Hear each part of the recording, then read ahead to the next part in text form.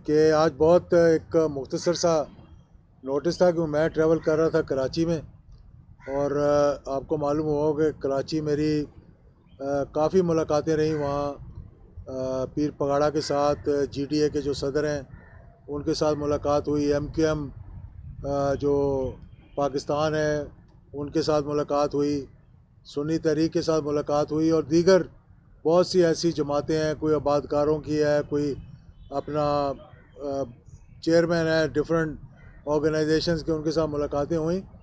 और मकसद ये था कहने का कि हमने पिछले 3-3.5 माह से कुछ हम दोस्त थे जो आपस में राब्ते में थे और ये बात मैंने बहुत सी जगह पे की है। इसमें हमारे साथ कोई 20 के करीब ऐसे दोस्त थे जो कि इलेक्टेबल हैं अटक से लेकर और सादकाबाद तक, लेकिन उनको जगह नहीं मिल रही थी कि वो जाएं कहाँ पर। वो नून लीग में जाना नहीं चाह रहे थे और एक और नई जमात है इस्तेकाम पार्टी है, उसमें वो जगह नहीं थी उनकी, जो कि अब एडजस्टमेंट हो गई है और बहुत से लोग जो है उसमें से भी आज़ाद हो गए अब, जो अनकरीब हमारे साथ अब शमूलियत इख्तियार कर रहे हैं, जो इलेक्शन लड़ना चाहते हैं। तो उसलिए हमने फिर ये सोचा कि क्योंकि अब दिन थोड़े रह गए इलेक्शंस के अंदर, लेकिन गुम की कैफियत है। हर कोई आजकल किसी सियासतदान को अगर टेलीफोन आता है ना, सबसे पहले पूछते हैं जनाब इलेक्शन हो रहे हैं कि नहीं हो रहे हैं। तो हम यही कहते हैं जनाब कि अगर मैं इलेक्शन कमिश्नर होता तो शायद मैं फिर भी ना बता सकता कि इलेक्शन हो रहे हैं कि नहीं हो रहे हैं, लेकिन हमारी तैयारी जो है वो 8 फरवरी की है।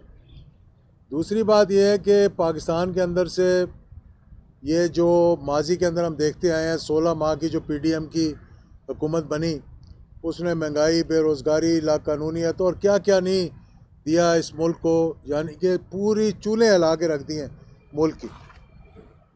हर चीज़ को वेंटिलेटर पे लगा दिया है, इकॉनमी को वेंटिलेटर पे लगा दिया है, आपने अपनी फॉरेन पॉलिसी को वेंटिलेटर पे लगा दिया है, आपके जो सिक्योरिटी है वो ख़राब है।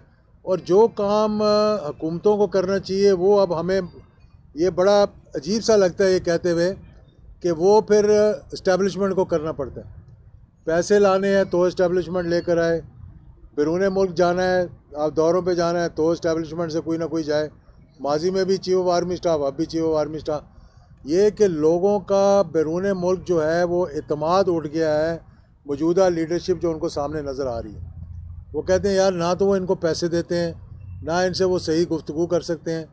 तो इसलिए एक तो ये SIFC जो बनी, मैंने उसके बारे में भी कहा था कि ये चाहते हैं लोग जो बाहर से फॉरेन इन्वेस्टर्स आना चाहते हैं कि यहाँ पर कोई ऐसी चीज़ दिखाएं हमें जहाँ पे कंटिन्यूटी हो।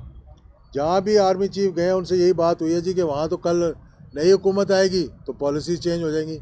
कोई चीज़ तो ऐसी दिखाएं जिसके अंदर हमें पता लगे कि कंटिन्यूटी जो है वो यहाँ पे रहेगी। तो उसके लिए सबसे बड़ी बात तो ये है कि आने वाले दिनों में जो इलेक्शंस होने जा रहे हैं, एक तो हम ये कहते हैं साफ़ और शफाफ हों, ट्रांसपेरेंट हों और हर किसी को जो है वो मौका मिलना चाहिए इलेक्शन सही तरीके से लड़ने का। हमने फिर ये फ़ैसला किया था कि हम इस्तेकाम में जो है पाकिस्तान यूनिटी अलायंस बनाएंगे, कौमी यकजहती इत्तेहाद हम बनाएंगे। उसमें हम दोस्तों से अब्दुल्ला गुल साहब भी पिछले हम 2-3 माह से मीटिंगें करते रहे हैं, जमीयत उलमा इस्लाम समीउल हक ग्रुप भी था, मरकज़ी मुस्लिम लीग भी थी उसमें, और हमारे 15-20 इलेक्टेबल थे जो आपने पिछले दिनों देखा होगा, जिसमें कि अमीन असलम साहब भी थे, बुज़दार साहब भी थे, खानेवाल से हराज भी हैं, सरगोदा से हमारे साथ पराचे भी हैं, हारून एहसान पराचा भी है। इस तरह बहावलपुर से नवाब और बहावलपुर के जो हैं बहावल अब्बासी और उसके साथ वारन और ये सारे हमारे साथ मिलकर इलेक्शन लड़ें। तो और DG खान से भी पूरा ख्वाजा शराज साहब और नीचे बुज़दार साहब लड़ रहे हैं एक तरफ, और एक तरफ जो है उनके चचा लड़ रहे हैं, तो ये भी पैनल हमारे साथ है। इसी तरह राजनपुर से फ़ारूक खान दरेशक वो भी हमारे इस अलायंस के अंदर है, और दीगर लोग अब शामिल होने के लिए आ रहे हैं।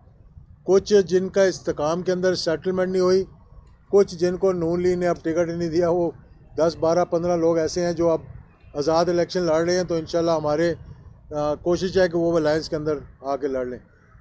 हमें मिल नहीं सका था एक निशान, इसलिए कि हमने लेट ये बात की थी, अप्रोच किया था। 19 जुलाई को इलेक्शन कमीशन ने निशान जो है वो ख़त्म कर दिए थे।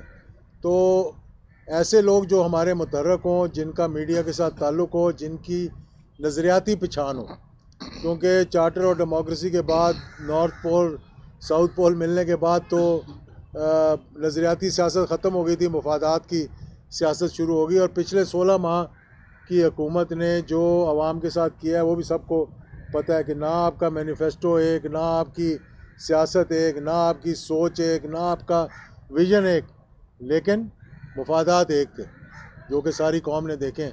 अब इसीलिए बहुत से सियासतदान जो हैं वो मार्केट में तो हैं, ड्राइंग रूमों में तो हैं, लेकिन अवाम में जाने से ज़रा से गुरेज़ा हैं। तो इस सिलसिले में क्योंकि साथ साथ हम ऐलान करते रहें, तो अब्दुल्ला गुल साहब हमारे अलायंस का नौजवान है पाकिस्तान, इनकी जो जमात है उसको भी हम अपना हिस्सा बना रहे हैं। और हमें अपने जो अलायंस है इसकी तरफ से, क्योंकि ज़्यादातर लोग जो है वो इलेक्शन लड़ रहे हैं, अब्दुल्ला गुल साहब सबसे ज़्यादा मुतहर्रिक हैं, तो हम इनको अपना इन्फॉर्मेशन का भी मैंने अभी रिक्वेस्ट करूँगा इनको।